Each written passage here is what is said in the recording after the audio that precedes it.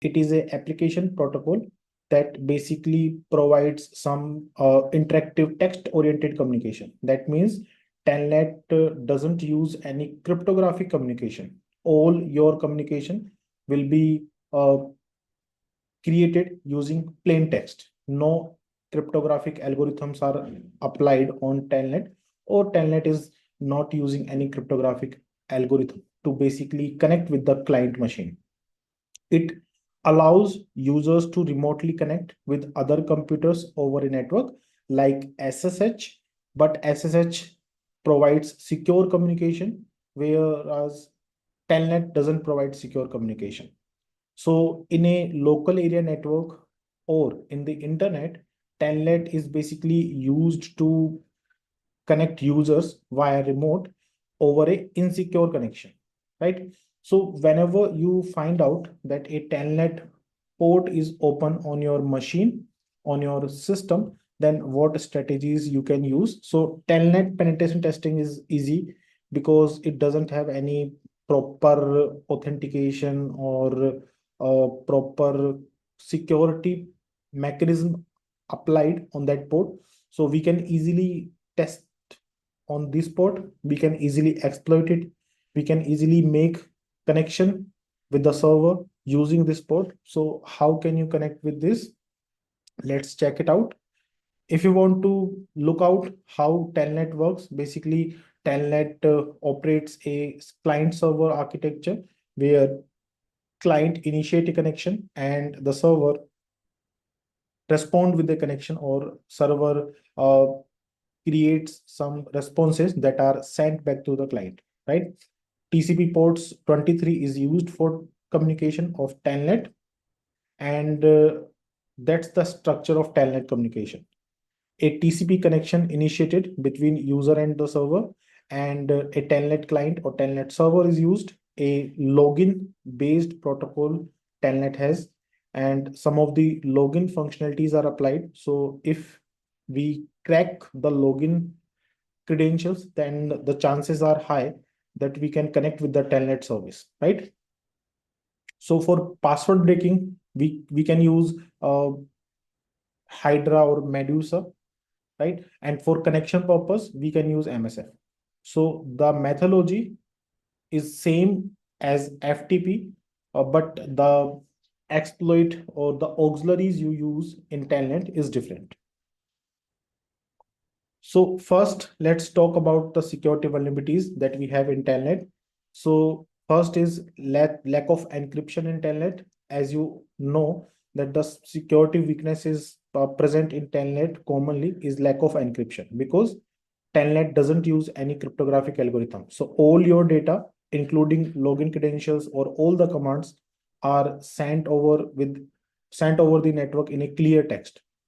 So this particular thing makes Telnet highly vulnerable by the attackers using some packet capturing tools, or using some brute forcing tools or dictionary tools, using some MSF, right?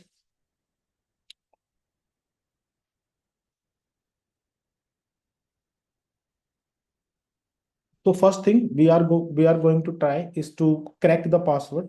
Then we use Telnet command to make connection with the Telnet, and using MSF module also to identify or make connections or gaining shell connections from the server using Telnet, right? So I'm switching back to the my lab environment where we can perform some hands-on. So you will understand.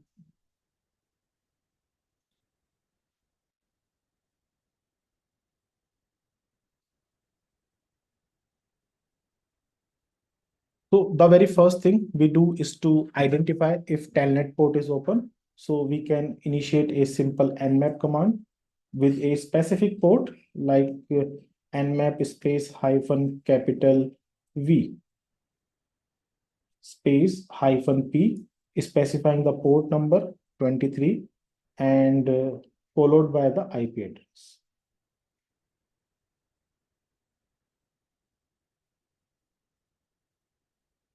This is the IP address of my lab environment.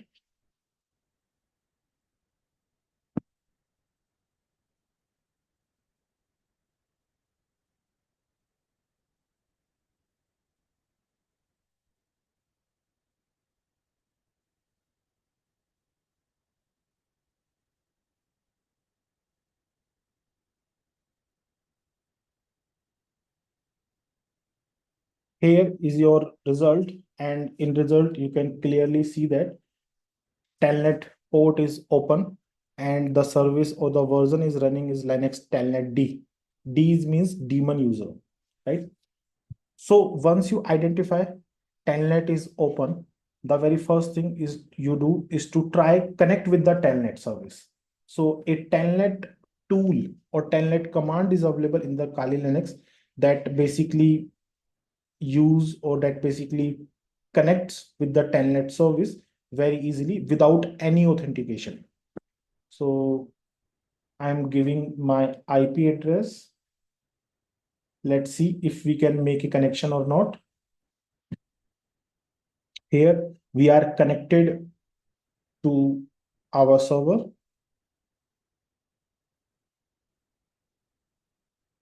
And a login panel is appear. Now, if you know the credential, we can easily log in with the Telnet service.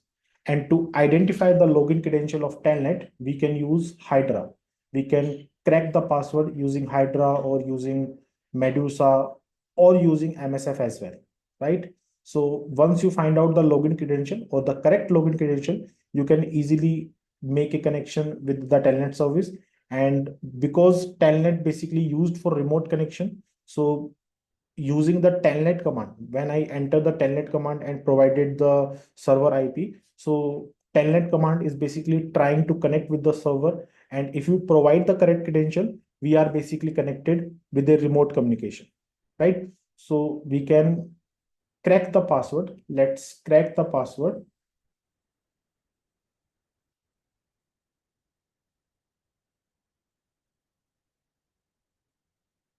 So I'm using Hydra once again to crack the password. And we all know the command for Hydra, which is Hydra. As I don't know the username, I don't know the password. So I'm using a word list called user share slash word list slash Metasploit slash Unix users.txt hyphen capital P for password word list, providing the path where my password word list is stored.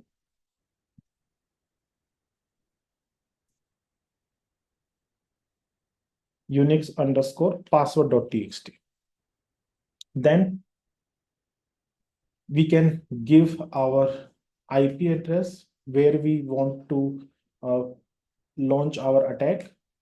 So this is my IP address. And then you have to define the service name. You have to define the service name or the port number also if custom port is applied. So right now the service is running on 23. So I'm giving the port name.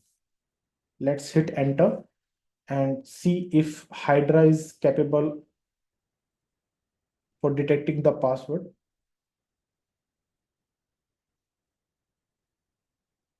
Right now, Hydra is attacking on the machine.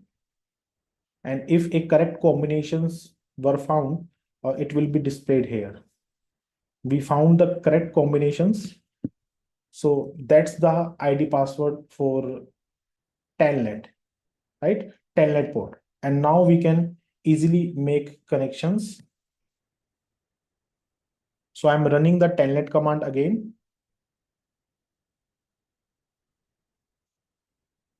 And once the login panel appear, I log in with MSF admin, followed by the password, which is also the MSF admin. And here, the shell, the terminal opened for server on my terminal. We can easily execute some commands and retrieve some information. Whatever command you will execute, you can, and you can see the data, you can retrieve the data. If you want to create some directories, suppose I want to create some directories here, directories will be created. If you want to remove some directories, you can remove it also, right? If you want to switch some directories, so one directory is available only, vulnerable. Let's see if we have any data in the vulnerable. So in vulnerable, there are some files available.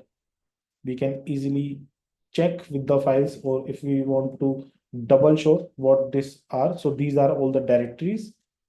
Let's go to the Samba directory, and in Samba, there are some another directories are available. So basically you are connected with the port using a remote connection. And once a remote connection is initiated, you can perform every command, every possible command that you are aware of on that connected remote connection. So that's one method you can use to perform some penetration testing or some attacking mechanism on a open telnet port. You can check if a login credentials are there using a telnet command. If telnet asked for a password, then very next step you do is to trying to break the password using Hydra. You can use Medusa as well. Like both tools are works on similar mechanism, so that not necessary that you will use Hydra over Medusa, but we choose Medusa over Hydra because Medusa is faster. So suppose if you want to try some high combinations, like in your word list, there are thousands of thousand combinations are available. So Hydra, if you use Hydra, then it will take some time to proceed. It will take some time to guess the correct password. But Medusa has more speed than Hydra. That's why we use Medusa. If Medusa is not able to crack the password, then on a second option, we use Hydra. So that's one strategy for breaking the password for Telnet port. We can also use MSF also, right? We can use MSF Metasploit framework also to make a connection or to break the password, to open a shell on the terminal, right? So how we can do it? So I'm exiting this session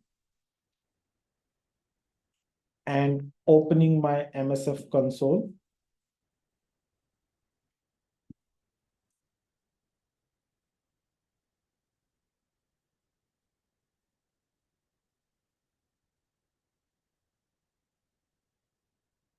That's the second scenario we can use. If the direct exploitation won't work, we can use MSF for exploitation.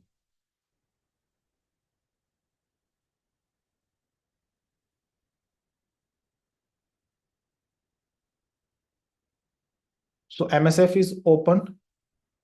Now, what we can do, we have to search for a auxiliary, and the auxiliary is Telnet login.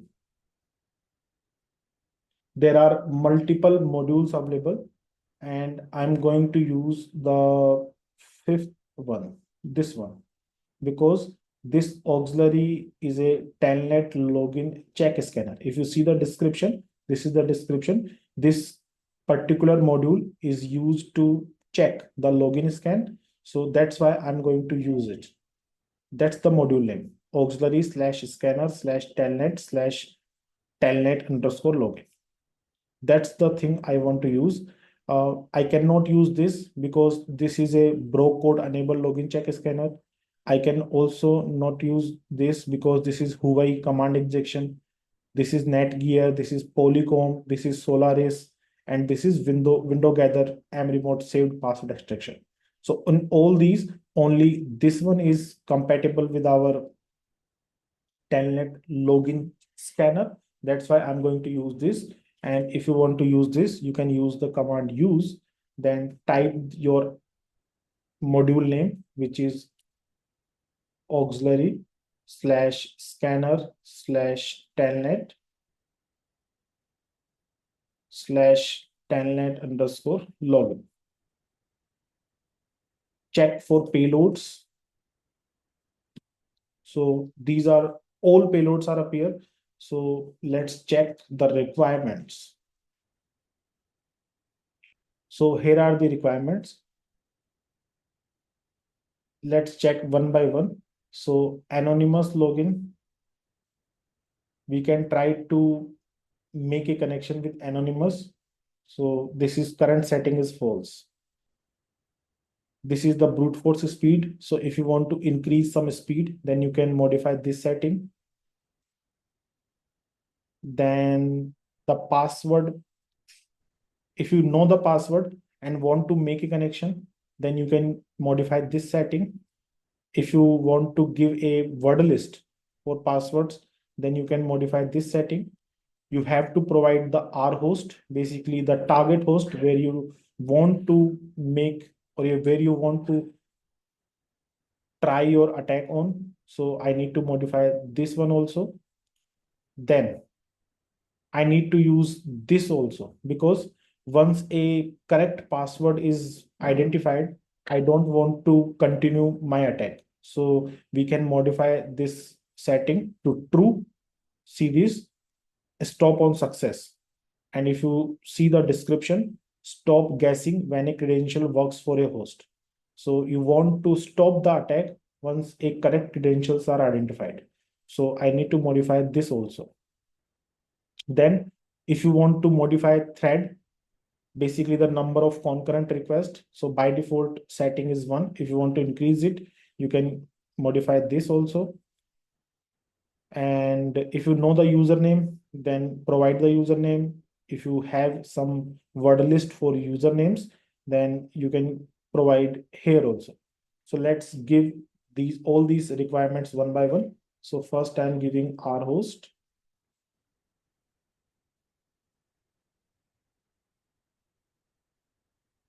Then giving stop on success, changing the setting to true.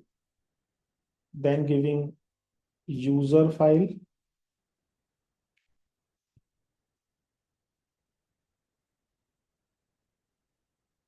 giving the path user share slash word list slash Metasploit slash Unix users.txt. Setting the pass file also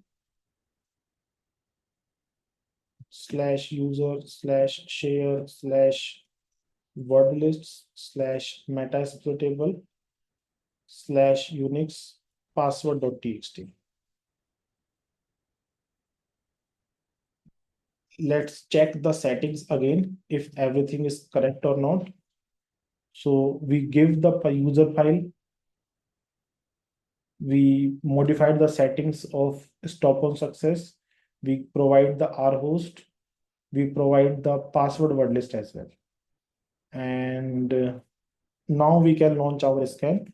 So run the command. Now MSF will try to brute force on the Telnet login. And once a correct credentials are identified, MSF is trying to connect with that remote server and a remote session will be created. You can see here a connection, a login successful. So correct credentials are identified. And now MSF is trying to attempting to start sessions with these credentials. And because of the credentials are correct, so a command session is open. And sessions are created. So if we can check the sessions, a session is created. You want to switch in the session, so you can use session space -i followed by the session ID. And okay, so the command is sessions. And your MSF admin Metasploitable terminal is opened in your Kali Linux. Now you can execute some commands if you want to.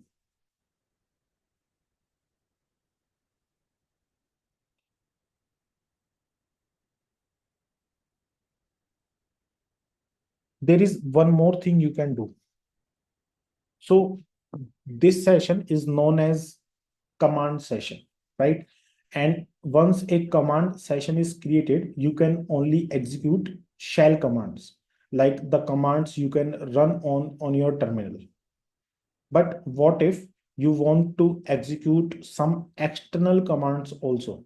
Like you want to capture the keystrokes, you want to record some videos, you want to record some audios, or you want to take some screenshots, you want to see the system information, some you want to some execute some external commands also. So in that case, you what you can do, you can change this command session to a meter session, and for that you need to exploit one more time and use a mechanism called post exploitation. So let's see how can we execute a post exploitation. So I'm putting this session in the background and searching a post exploitation, which is shell to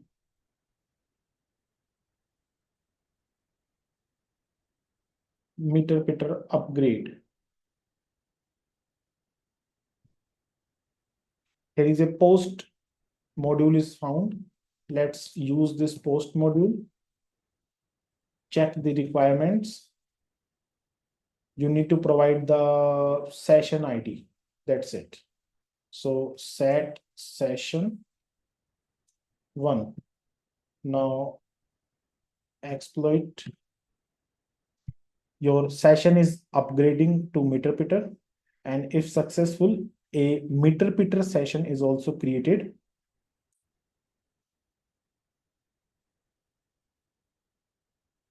See, meter session is also open, and now you can check with the meter session as well.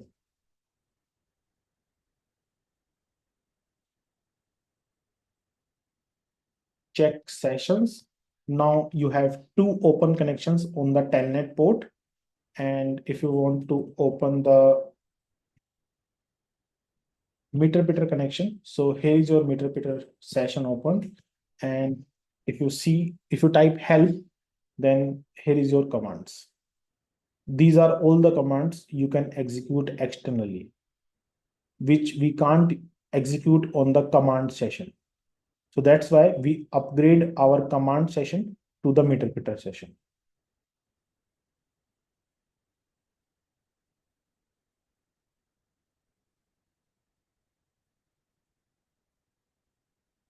Any command you can run,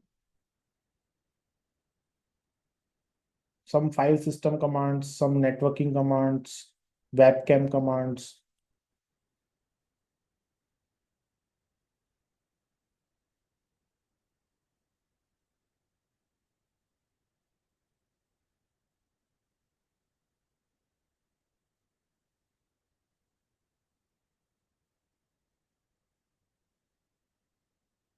So that's the scenarios where you can test for Telnet. There are no more attacking mechanism or Telnet, because Telnet doesn't have any encryption channel, or doesn't provide any more communication mechanism. So that's why these are the 2-3 techniques we have to exploit the Telnet port, right?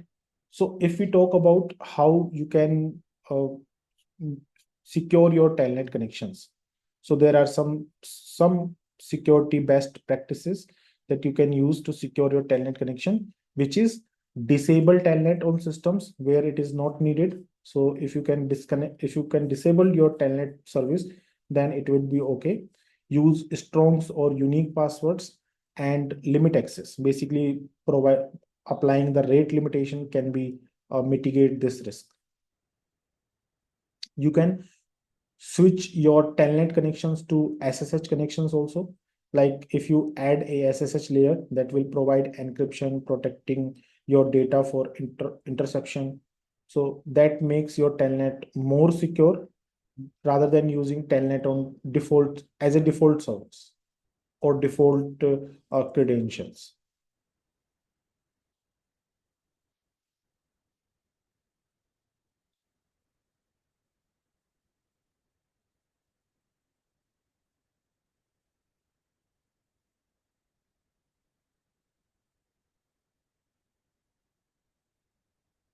So you need to perform on Telnet. These are the 3 options we have. Now I'm switching to SSH testing. Like SSH is also a remote communication protocol, but SSL use encryption, an encryption mechanism. So we have some techniques to test the SSH port as well, using MSF, using Hydra, or some other techniques. So let's see the testing strategies for SSH.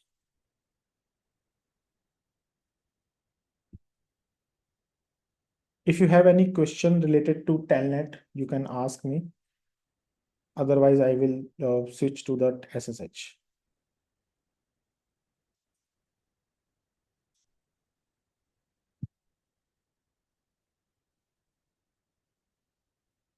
Anything? You have anything?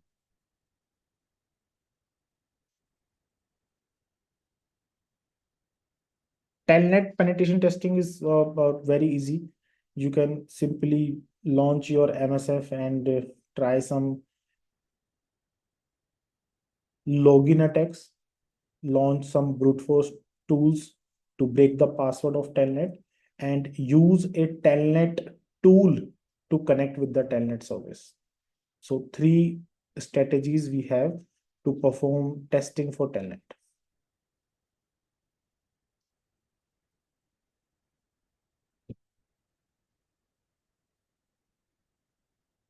Anyone wants to ask anything?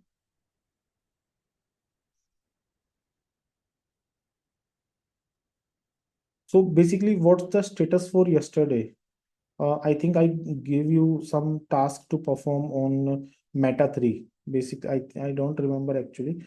I think you need to crack the password for Meta 3 of FTP service. Anyone tried?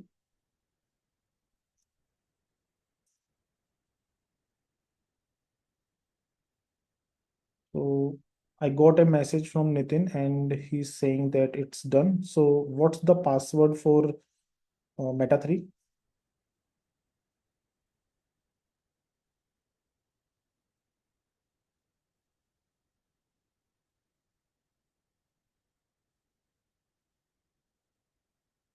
No, that's the password for Meta 2. I'm asking about Meta 3, the second lab we have.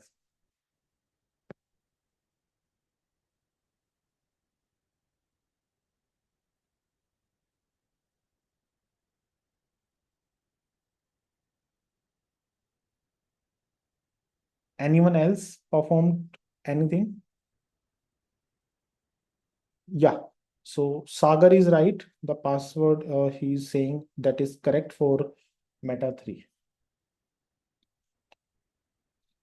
So let's move on with SSH. So SSH named secure shell hash and running on port number 22 TCP. Basically, SSH is a cryptographic network protocol that enables you to securely communicate between systems over an unsecured network.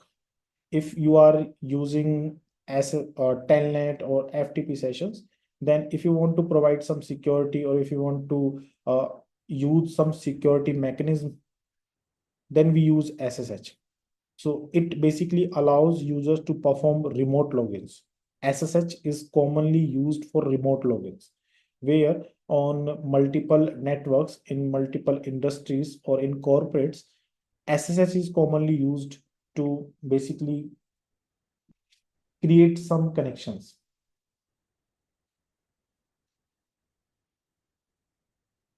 Yes, Nitin, your screenshot is right. Okay. So SSH basically perform remote logins used for some command executions and also used for file transfers. We use SSH for security, basically because SSL used some cryptographic algorithm encryption channels. That's why everyone use SSH over FTP or over Telnet. SSH encrypts all your data that are transmitted between the client and server. So ensuring your data's confidentiality or integrity. So if you want to perform a SSH penetration testing, suppose you are running Nmap on your server or on your network, and somehow you identified that a SSH port is open or some services are running on that port. Then in that situation, what attacking strategies we can choose, or what mechanism we use to perform some test? And suppose if your tests are successful, what information you can retrieve? So that's the point for performing SSH penetration testing. So as we know that SSH allows remote logins. If a logins are there, that means some kinds of authentication is applied. And if authentications are applied, that means some usernames and passwords are there. So for cracking the username and password, we use Hydra or Medusa or Kane Enable or John Ripper or NC Crack. These are the common tools we use.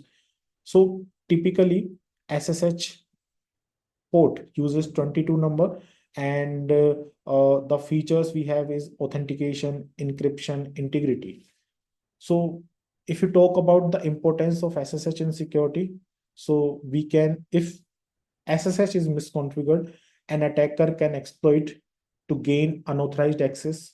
He can escalate some privileges, like you are login with a low level user, and you can uh, escalate your privileges to high level user.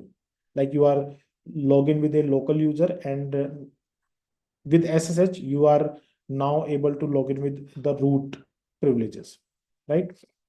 We can also launch some further attacks by gaining some information from the network.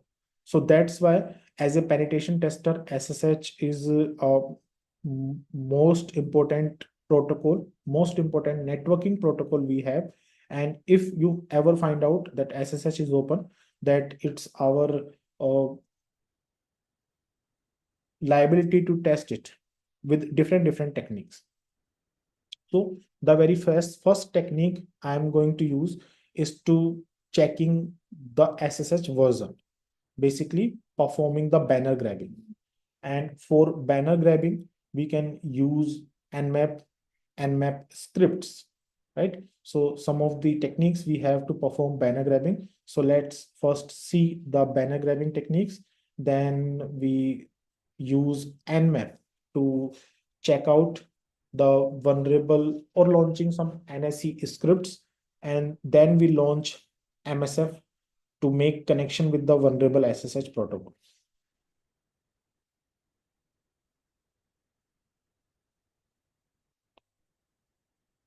So I'm exiting this session, and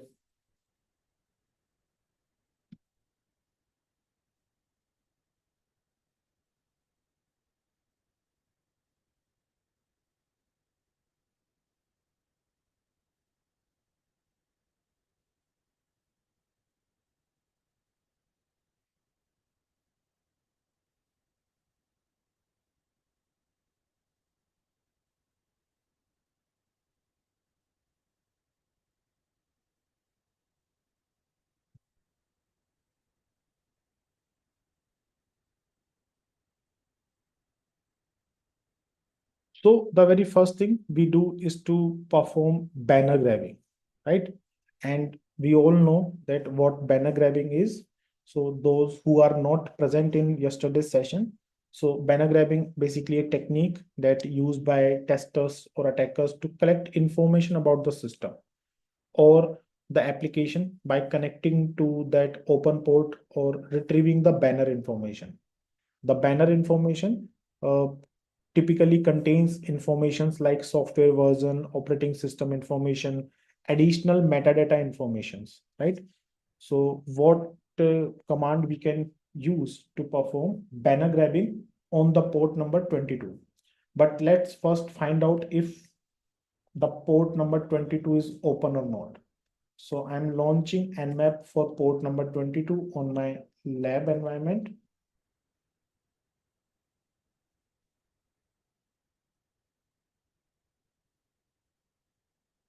Let's see if this port is open.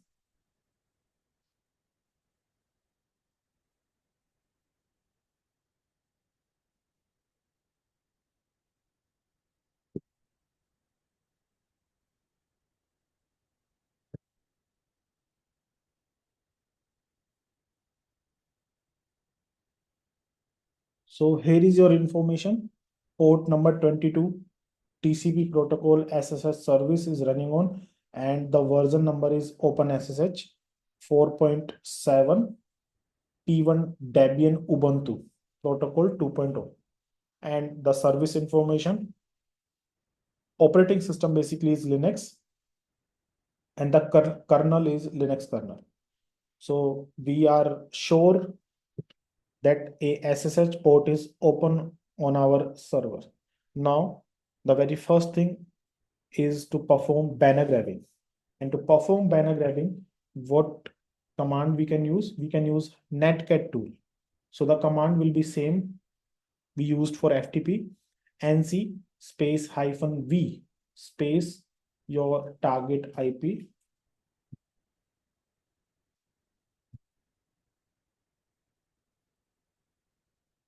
then port number. Yesterday we give the port number 21 and now we are giving port number 22.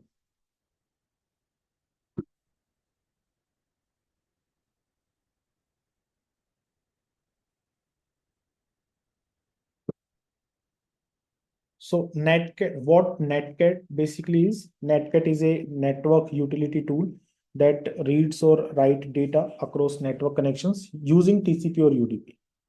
So netcat is used to establish connection with the SSH service and retrieve the banner, and the banner name is displayed here.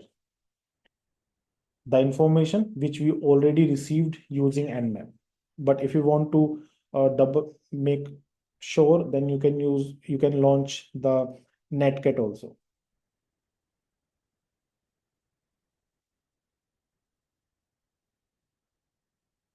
We can use one more tool to perform banner grabbing, which is Telnet. Telnet is also a tool that used to establish a connection on a remote system over a specific port. So if you don't specify the port, it will connect with the Telnet service. But if you specify the port, it will make connection to that specific service. So I'm giving the port number. So port number is 22. Now, and Telnet is trying to perform banner grabbing, and here is your information.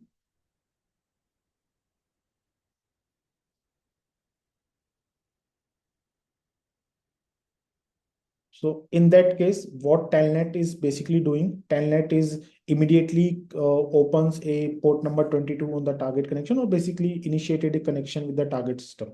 And the banner will be displayed in very short time. So here is your banner, here is your SSH service version that is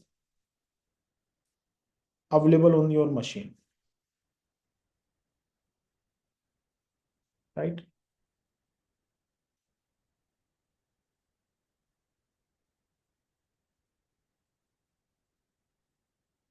Now, once the banner grabbing is done on port number 22, our next step is to launch the SSH enumeration. Enumeration is also a technique that used to perform, or basically enumeration is a process where we can gather some detailed information about SSH configuration SSH users and some potential weaknesses as well, right? But let's first run the command again with netcat. I want to show you something.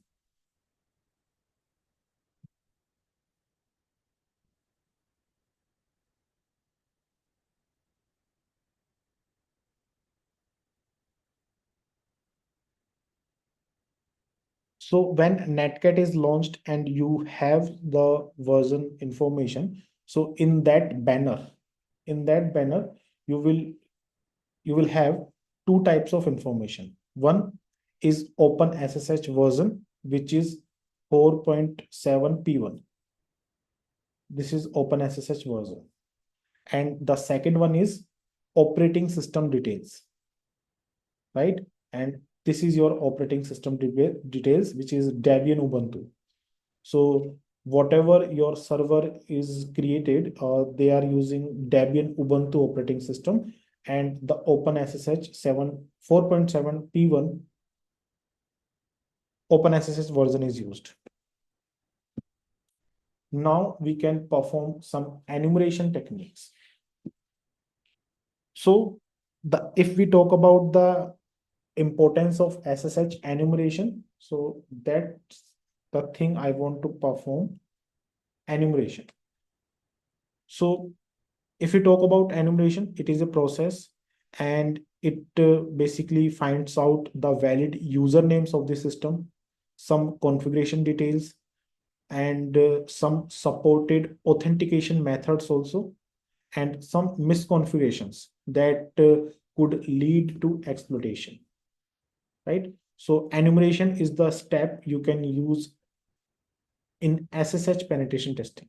We didn't perform enumeration techniques in FTP or Telnet, but we need to use enumeration techniques in SSH.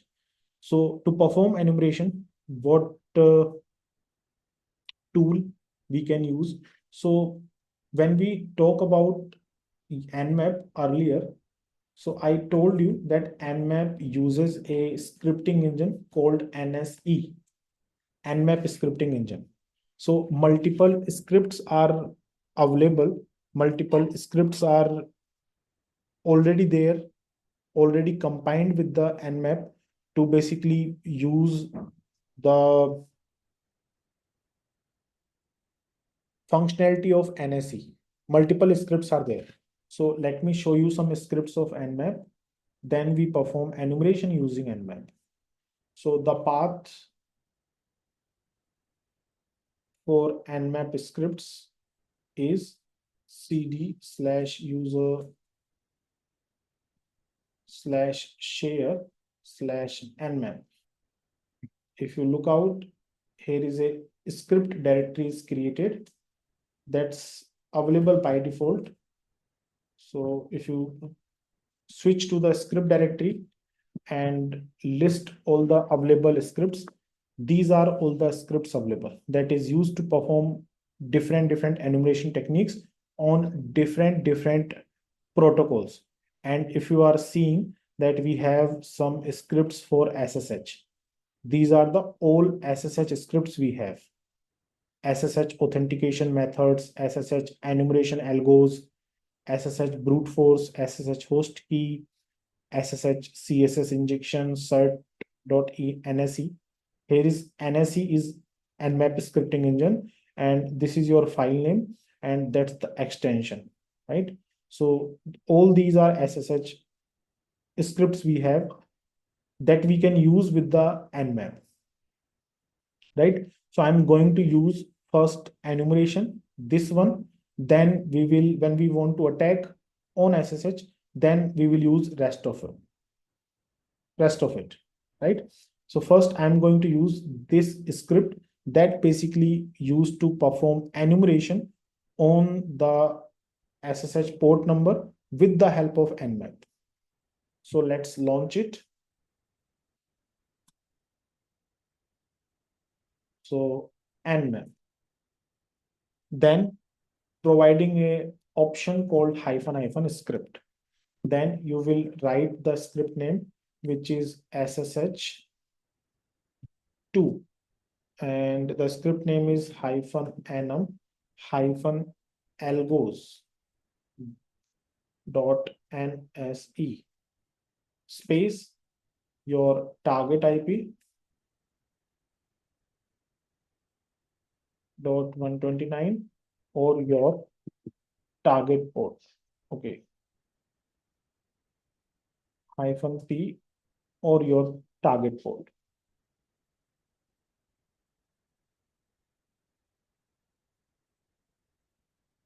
If you want to take a screenshot of this, you can take it.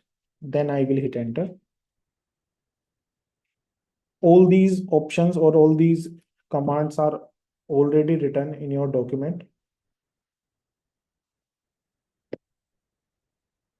So let's hit enter. We got some errors. And this error says failed to initialize the scripting engine, did not match a category.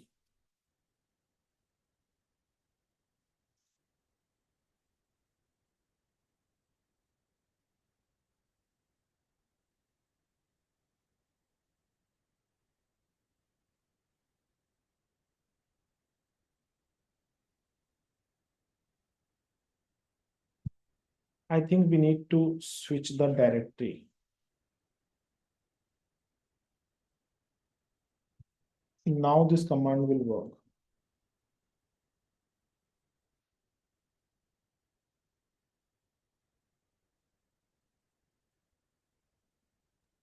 You are not a root user.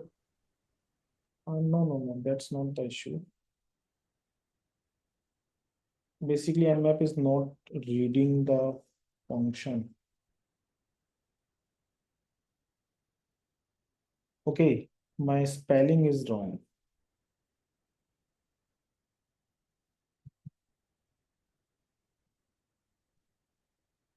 My script name is wrong. That's why it is not running. Now it will run and gives you the output.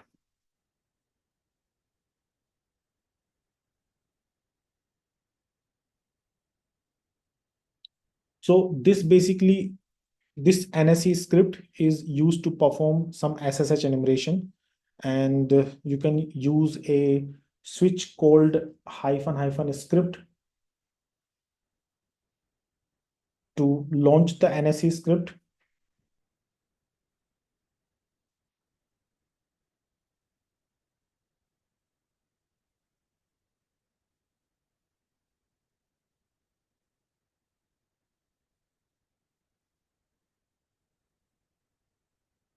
Right? And let's check out the output. So port number is open and the algorithm. So these are the key algorithm that is used. Diffie-Hellman DH algorithm is used, and the encryption algorithm is this: AES 128, 3DES, Blowfish, Cast 128, ARC4, AES 192, AES 256, and AES 128, 192. These are the encryption algorithms. These are the MAC algorithms, compression algorithms. So basically, performing this enumeration on the SSH, what information we get to know about the algorithms that are used in the SSH, or basically that those algorithms used on the remote machine. We can also use Hydra. We can also use Medusa for cracking the password or for enumeration, right? We can launch brute forcing technique. So let's launch it. So what am I doing? I'm launching Hydra one more time using -l, checking with user share / word list / Metasploit Unix users -P /user /share / word list / Metasploit Unix passwords followed by this command. I'm changing the command little bit. I will tell you why I change it.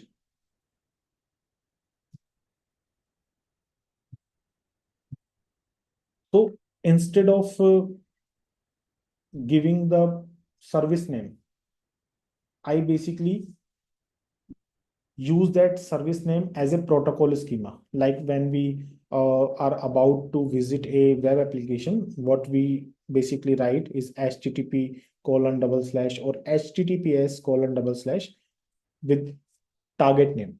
So HTTP or HTTPS is a protocol schema.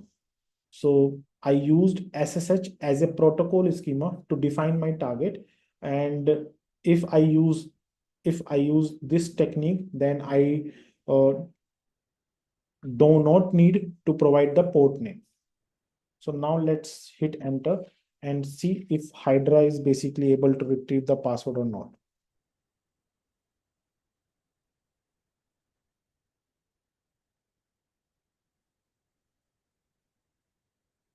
So we get some error, and this SSH is configured properly.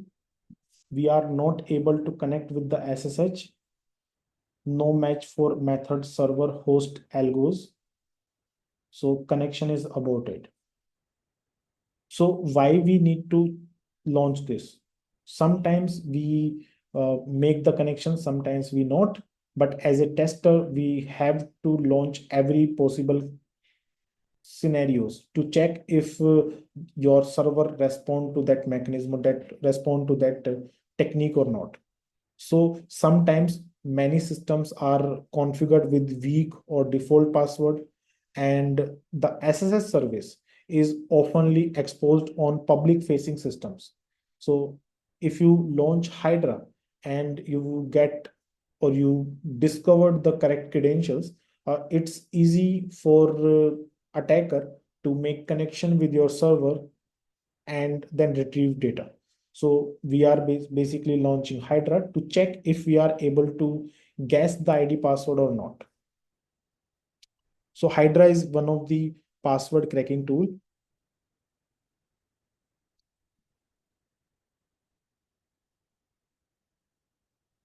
We can also use Medusa also.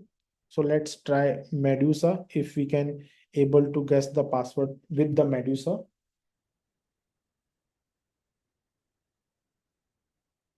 So Medusa space -h for host followed by your IP address followed by your word list for username. Sorry, -u, and I'm giving capital U because I don't know the username. So I'm giving the word list Metasploit, then Unix users capital P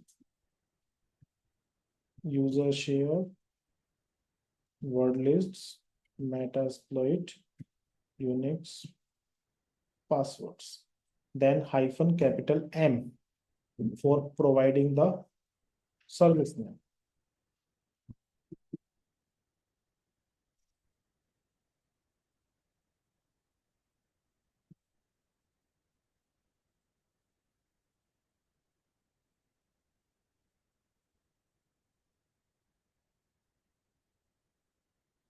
So see, Hydra is not able to crack the password, but Medusa is.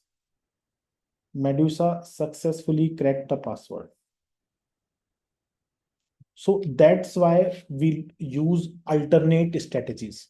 Suppose you are testing a target and you only run Hydra. And while running Hydra, you got to know that you are not able to make connection with SSH service. So you thought that that's it. Maybe the SSH service is properly configured on the server side, but it's not.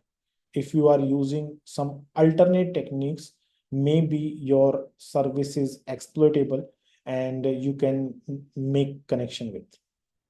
So that's why we use alternate methods as well. So whenever you are doing some testing on any port or any service, make sure to check or to double check with different techniques. Sometimes some techniques will not work, sometimes it will work. So that depends on the service configuration. So we are able to guess the correct password for SSH. And if I talk about what strategies you can use to mitigate the risk of brute forcing on SSH. So you can use some strong password policies. You can prefer the public key authentications because that is much harder to brute force. You can apply some rate limitations and you can use a tool called fail to ban that will block IP addresses after a specific number of failed login attempts. Suppose you use this tool and an attacker is trying to launching a brute force tool basically to guess your SSH password. So after a number of unsuccessful attempts, attacker's IP will be blocked. So now either he need to change his IP address and or he have to wait. So fail to ban is a most useful tools we have on the server side to basically block the IP addresses or to prevent the risk of brute force on SSH. Also, you can disable root logins. So if you disable the direct SSH of SSH login and use a separate user account with less privilege. So these are the basic prevention techniques you can use for brute force techniques. So whenever you have a SSH port open, first identify the banners, identify the informations using Nmap, using Telnet, using Netcat, then launch the brute force using Hydra, Medusa, NCCrack, Kane Enable, John Ripper. These are the common tools we have. Also, you can launch the brute force with the help of MSF as well. Sometimes these custom tool won't work, but MSF work. So you need to know the command for MSF as well for launching the brute force attack on the SSH port number. So I'm going to launch the attack with the help of MSF. Also, as we know that MSF is also used to create or initiate connections between services. So we will try to make connections also using SSH if your password attack is successful. So I'm switching back to my lab, opening MSF console.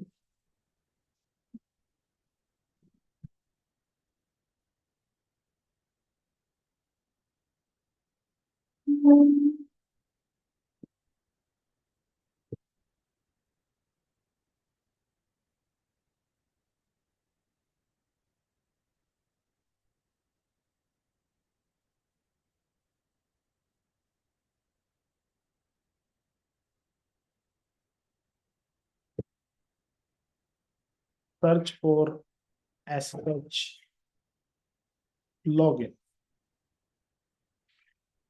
These are the modules we have for SSH login. And I'm going to use the 14th one because a SSH login check scanner. So let's use this. So use auxiliary scanner SSH login. Check with the requirements. First, set rhost. The exact step you choose for Telnet, you can use similar steps here also. Set stop on success true, set user file with your word list.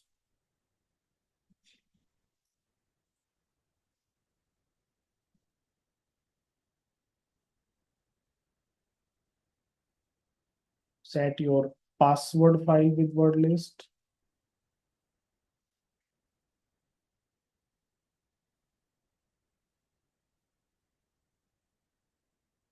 And run the test.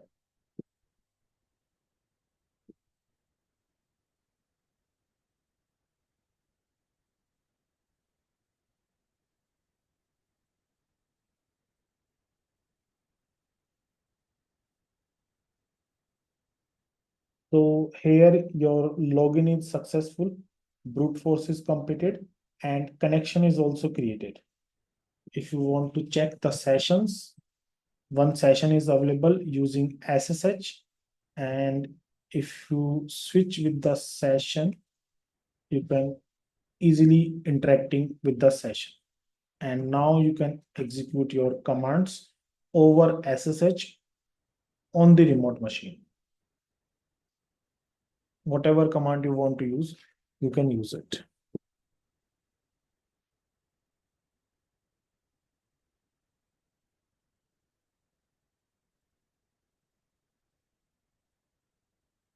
Right? There is one more thing you can use. So I'm exiting this session.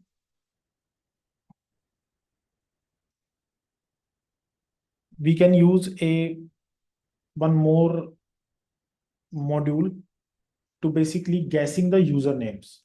So auxiliary scanner slash SSH slash SSH underscore enum users. This is the module we have to basically identify the SSH users. Let's check with the requirements. So giving the R host.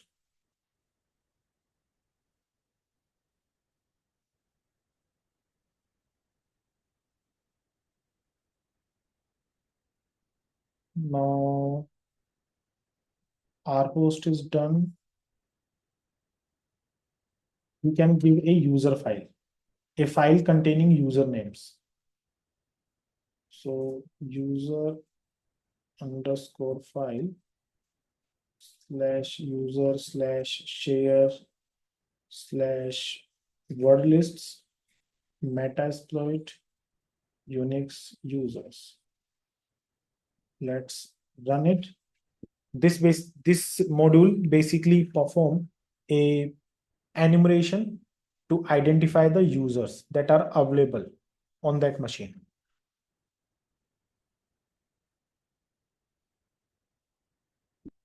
So a scan is created.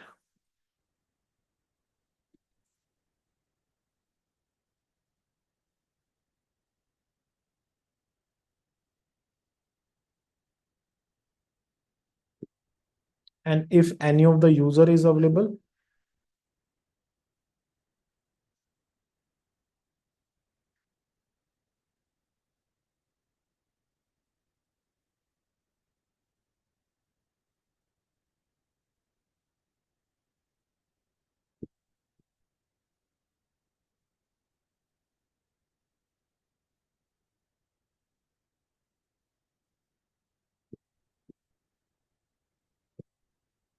until this scan is running, I'm using SSH command to make connection with the machine. So SSH also a command available in the Kali Linux that you can use to make connection with the remote machine, but you need the IP address and the username.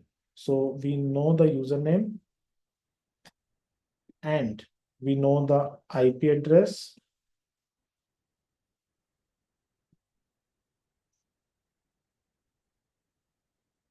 So let's see.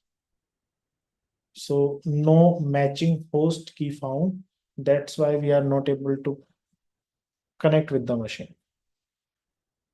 So that techniques you can also use to make connections.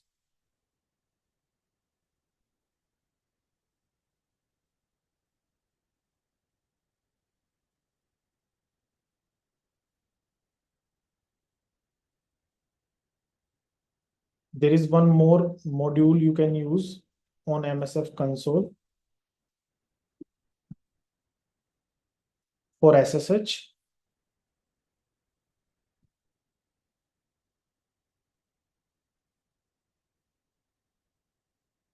But let's first check if we have some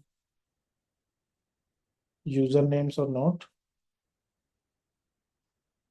So this module is completed. We are not able to identify any active users. Okay, no issue. So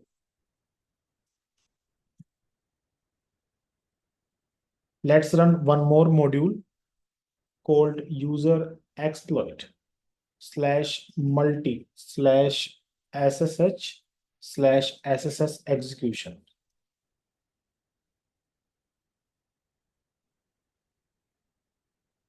Setting a payload, which is Linux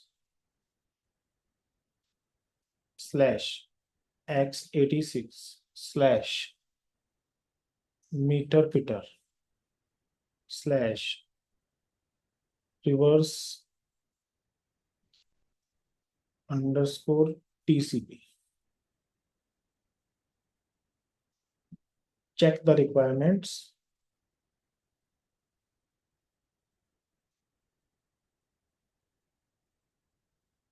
So we need to provide the R host, or we need to provide the username password also. Okay. So first let's give the R host.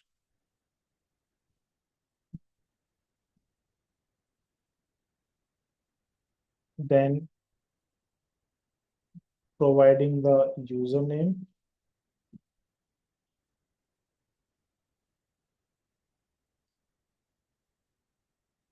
Providing the password.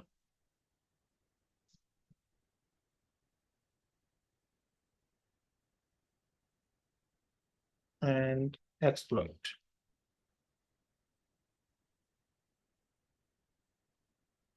So that is not a compatible payload. So show payloads. Okay, we have lots of payload to test. Now you can check with one by one if any of these payload work on this particular exploit. So these are the scenarios we have for SSH penetration testing, similar to FTP or Telnet, but some SSH connections are there. So you can enumeration is available. You can use MSF, password cracking tool, or banner grabbing techniques.